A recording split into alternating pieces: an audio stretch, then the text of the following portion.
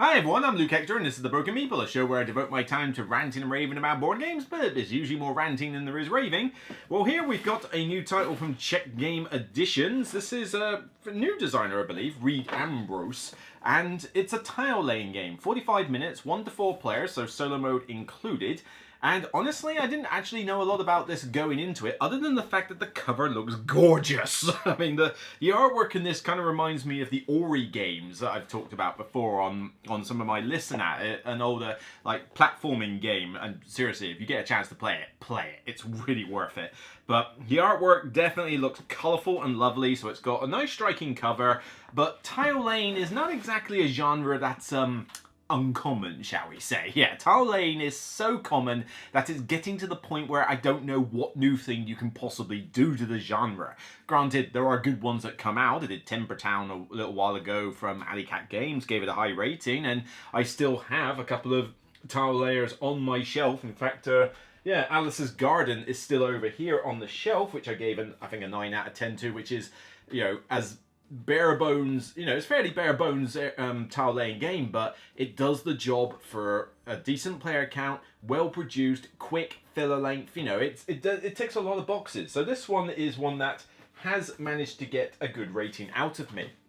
So of course, when new ones come out, what exactly can you do? It's going to have to work very hard to wow me and bring something new. Otherwise, it will just be any other tile laying game that exists. So Wispwood, what can you offer? Wingus, dingus, listen up. So before the game starts, you are going to pick a scoring objective for each of the wisps and for trees. So this is just a selection of 5 here, but there are 5 for every single type.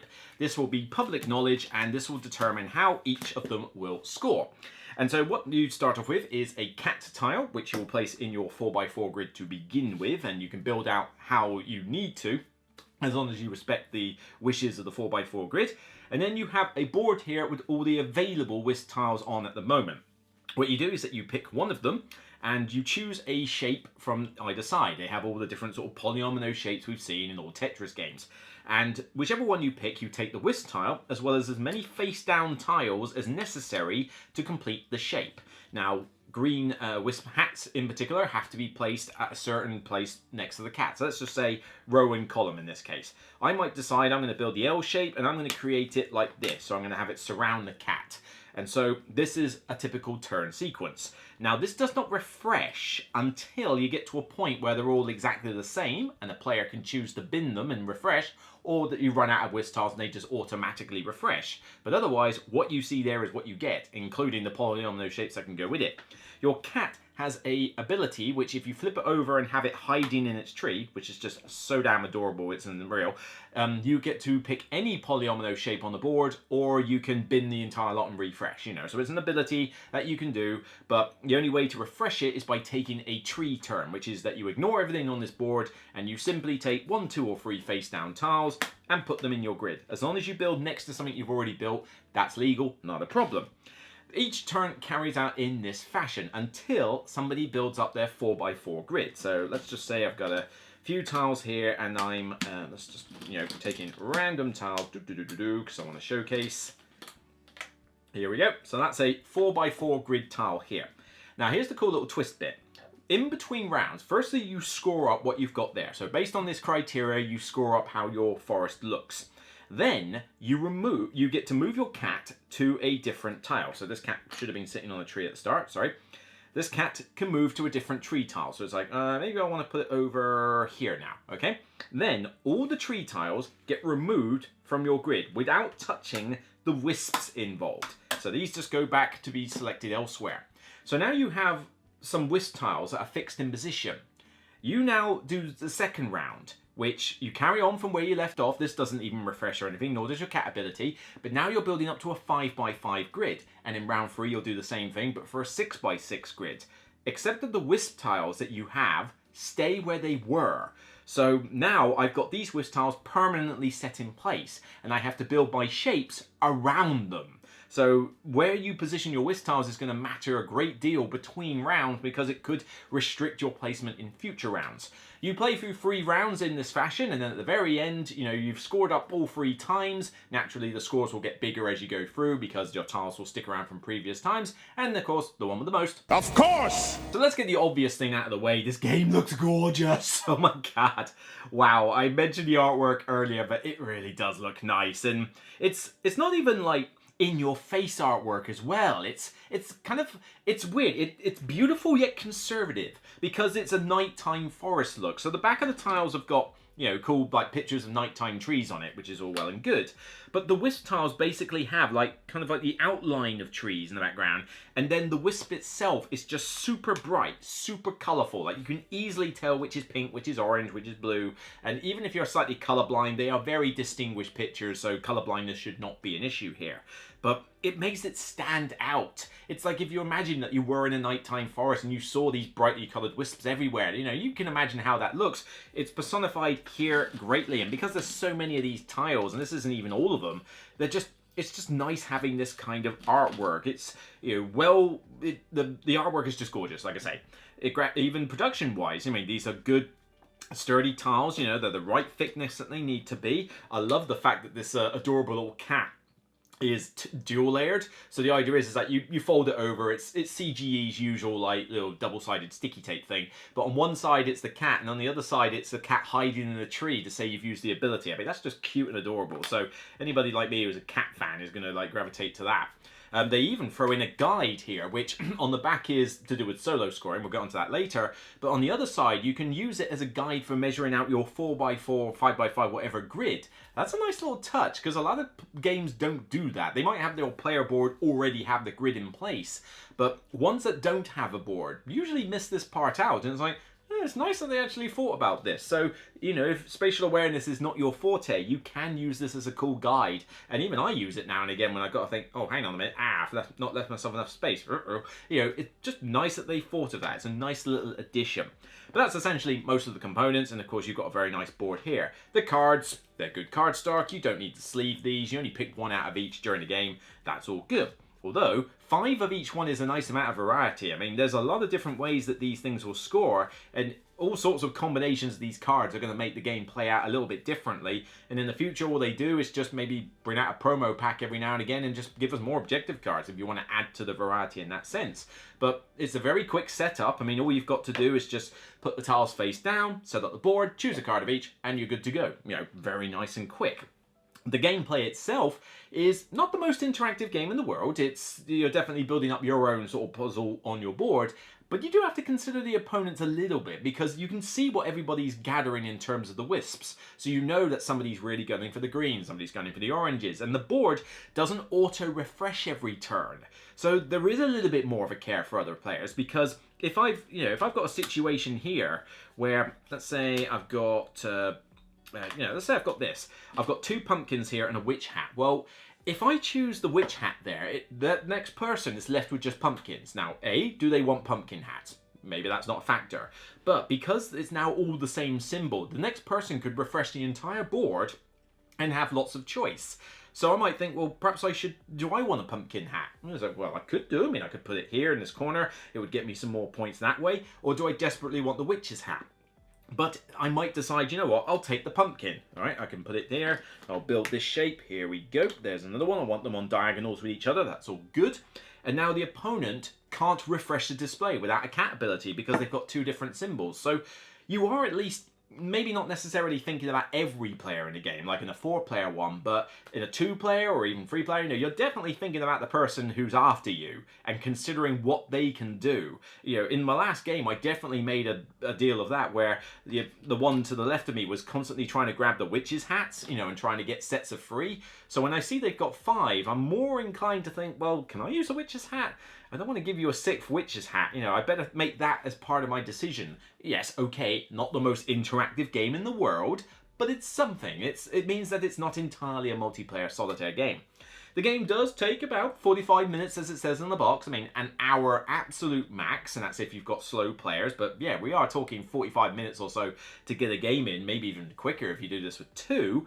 Really, the longest part of the game in terms of like, this bit takes a little while, is probably the scoring phase. You score up 3 times and you've got to go through each of the 5 different cards, as well as say who got their grid done first for some bonus points. And in your early game, it doesn't take much to count it, but in the later game, it might take a little bit longer. And obviously with 4 players, you got to do it 4 times over. So you do take a little bit of a break in between rounds to sort out scoring, but it's not quite as crazy as some other games have done it. And the scoring conditions are not particularly complex either. I mean, they, rows, columns, pairs, groups, diagonals, least of, most of, all those classic little tropes you've seen is kind of what you see on here. I'd certainly say that these are easier to score than, say, some of the stuff in Timbertown was, although there are 1 or 2 in here that I have seen where I'm like, ugh, that'd be quite fiddly. I've got to see which group is connected to this group or whatever. It's like, there's 1 or 2 that are a little bit crazy, but, 1 or 2 in a pack of 25 is nothing, too bad in that front. It's just a very simple, smooth affair. But the thing I really love about this is that whole transition between rounds. Because most of these games, if they are getting you to build up a grid, will just have you build up the grid and then that's the end of the game. Or you build up the grid and then scrap everything, start a fresh new grid. But most of the time it's just 1 grid, 1 game, that's it. The fact that this one has multiple rounds and doesn't refresh itself, other than taking out the tree tiles, is the unique selling point for this game. I said at the start, how's this going to stand out from the pack? There may be other games with tile laying where this sort of thing happens. To my mind though, I can't think of them off the top of my head. I'm sure somebody will say in the comments if they can. But the fact that I've got to think about it is enough to make this game stand out. And it's just a good fun part because it makes this one more thinky, despite the fact that it's got very simple rules. I mean, the rulebook is written perfectly well, no ambiguity, 2 pages for the solo mode, rules summary and useful terms on the back of the book, which is all you need. I mean, this one doesn't really need a reference aid. The back of the book is perfectly fine, and you can see these cards, at any point. So, for something that's got a very smooth and simple rule set, the fact that there's actually a really good thinky element and a decent amount of depth for dealing with the fact that your wisps stay in place is such a cool new feature for a tile laying game. Because, if I take these 3 out already, I've got to think, well, now I've got these wisps stuck here, these stuck here. So what shapes can I, kind of weave in and out of those? I could do like an S bend down there or an L shape. Where am I going to put my cat before the next round starts? That has an impact, particularly with the greens, that the placement of these is highly dependent on what your cat is. Where your cat is. So that's going to have an impact as well. But also, because some of these will build up over time, I mean, here, count pumpkins not on a diagonal with another pumpkin. Okay, so this would probably suck. I'd have probably had it there instead. But the points get bigger. So I've got 2 like that, 9 points. 4 of them I'll get 22. 6 of them are 39. They do compound upon each other.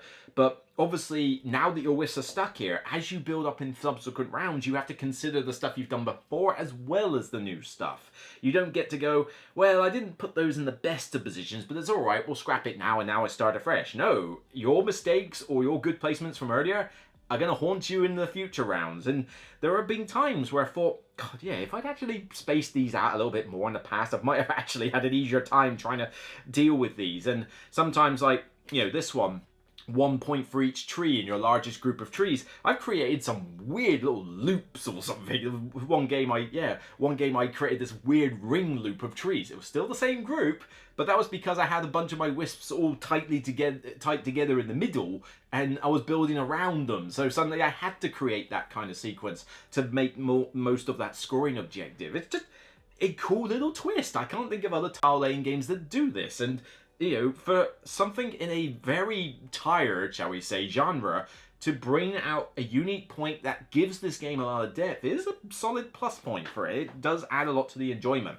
You can play this solo as well. I mean, it's a 2-page solo book. Basically, the back of these guides has 4 levels of difficulty for a solo mode, and the solo mode's actually quite nice if you want a quickie little puzzle. You play the game as normal. You select 5 objectives and you play your turns as normal. But the way it works for the solo is essentially one of these wisp tiles will be replaced by the ghost cat, as it is. The ghost cat will come on here.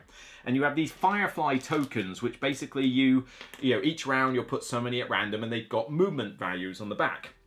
The idea is that the ghost cat will look 1, 2, or 3 spaces typically. I think it's 1, 2, or 3. I can't remember if there's a 4 in there, but it will look so many spaces around the ring, and it will select the tile that will score it the most points. How many points does it score? Well, you randomly choose that at the start of the game, where you assign one of these wisps to each of the score values. So for example, in one particular game, it's going to go very much for the hearts because each one is worth 8 points. I mean, this is a second level difficulty one. And so when you're looking at the board and considering, right, well, you can see how many 1s and 2s and 3s there are in the deck. So you've got some knowledge, but you don't know how many of them have come out in a round. You look at the board and think, well, there's only 2 spaces ahead of the cat and it will pick an 8-point tile. So maybe I should take that particular tile. Okay, can I use the tile? Yes. Do I like the shape? Not overly. But do I bank that it's going to draw a 1, in which case it won't look at the tile, it won't pick it? Or do I just let it have it? Or have I got to find some way to work around it? There's a few extra little choices that you got to make. But that's it. That's all the piloting you have to do. You just flip a token and it picks a tile. It's not going to build its own grid. You haven't got to deal with if it has this, do this, or anything. It's just flip a firefly token, looks ahead, takes the tile, put it next to the scoring thing on here, and this is how many points it will score at the end of the game. You've got to beat it with all the objectives. So this game is fun to play solo as well as multiplayer. Adding too many players probably just adds more time to the game. I mean, 4 players doesn't really add anything extra over 3 and that so on, and there's no 2-player variant, 2-player plays out the same. So really, player count only really affects the choosing of the tiles, like how often this thing's going to refresh and that. But it makes it quite strategic in a 2-player game, because obviously this is only going to refresh so often in 2 players, whereas in 4 it will probably refresh more often, but then at least it means you've got more choices ahead of you. It's just a lot of good stuff going for this. Is it one that I would want to play over and over again? Probably not. I mean, this genre has kind of done what it needs to do, and the scoring phases can take a little long at times. There is that aspect, but it really does a good job of standing out in the crowd of a very used up genre. It's like roll and writes have this problem. How do you make a roll and write stand out when there's so many of them out there? Same goes for this, and probably area control games. Tile laying games have been done to death. We have done Tetris Polyomino games to death, and it's getting tired. But this one, the fact that you create the shape out of tiles rather than just taking Tetris pieces, the fact that the wisps stay from round to round and affect future rounds, it's enough to give this one its own stamp, its own USP, its own, this is, let's get a bunch of tile laying games, right? This one's kind of covering that, this one's covering this. Oh yeah, and Wispwood, that's covering this unique bit. And, that's an impressive feat in itself. Add the gorgeous artwork and production quality, and this one is an unexpected hidden gem for me this year. I am giving this one a coveted 9 out of 10 excellent rating. This is a distinction level game. I was almost tempted to think, is it worthy of a 10? I don't know, but the scoring can take a little while at times, and in 4 players, you've got more turns and the game might just take slightly longer in that respect, and there's only so much interaction, but there's a little bit, so maybe not quite 10 out of 10, although to be fair, I'm not entirely sure if there are any tile laying games that warrant a 10 out of 10 for me, but this is a high 9. This is just a really, really good tile laying game that ticks the boxes for what it needs to do and finds a way to stand out. Looks the part, plays the part, can even be played solo. It's just a really, really excellent tile laying game. So kudos, you won me over. So that's it for me on this episode of The Broken Meeple. If you like what you see, then please thumb it up on YouTube and thumb it up on Board Game Geek when it goes live on the page. Check out the rest of my review content. There's been plenty going around, lots of little reviews, a couple of big ones as well, and of course, plenty more to come. Thank you, CG, for the review copy. Thank you to the Patreons who help me keep this channel supported. Consider joining if you want to help me get all the fees paid, all the subscriptions paid, and of course get more copies of games to review on your behalf. And until next time, remember, regardless of whether you adore this little kitty hiding in a little tree, it's still only a game. So bye for now.